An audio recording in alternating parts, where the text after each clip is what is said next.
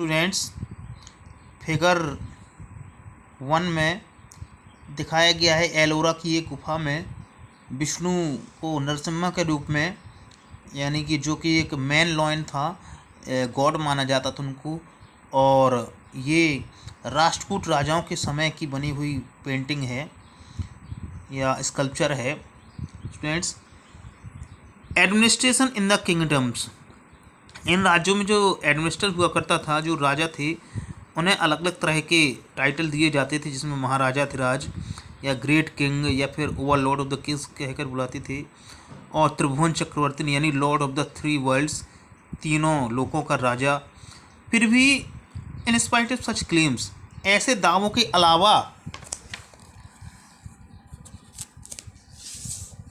They often shared power with their सामंतास, वो अपने जो उनके सैनिक हुआ करते थे या मंत्री हुआ करते, उनके साथ अपनी ताकत को शेयर किया करते, पावर्स को।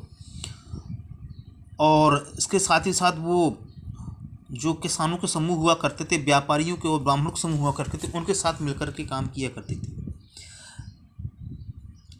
इन राज्यों में जो रिसोर्सेज थे, यानी कि जैसे कि पीजेंट्स थे, किसान थे, जानवरों को पालने वाले थे, कैटल कीपर्स थे या आर्टिसंस थे, उनको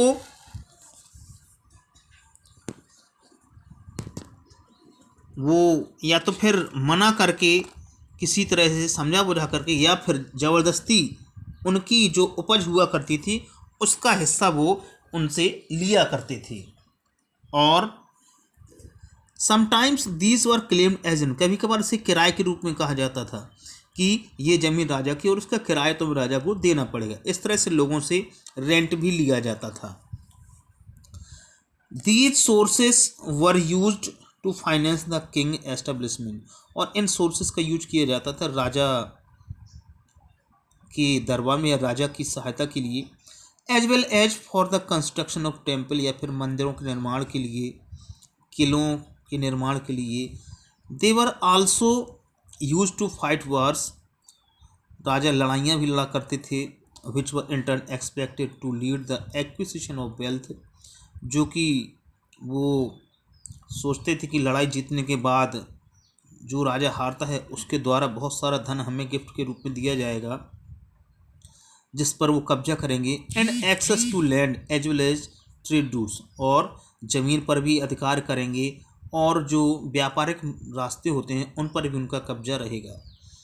the functionaries for collecting revenue, अब इस जो रेवेन्यू या लगान था उसको कलेक्ट करने के लिए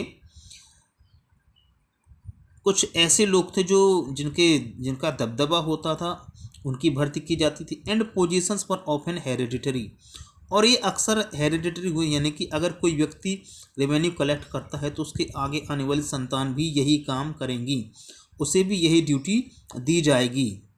this was true about the army as well, और ऐसा ही आर्मी में भी था, सेना भी था। अगर कोई व्यक्ति सेना में है तो उसके आने वाली संतानें भी सेना में भर्ती होना पड़ेगा।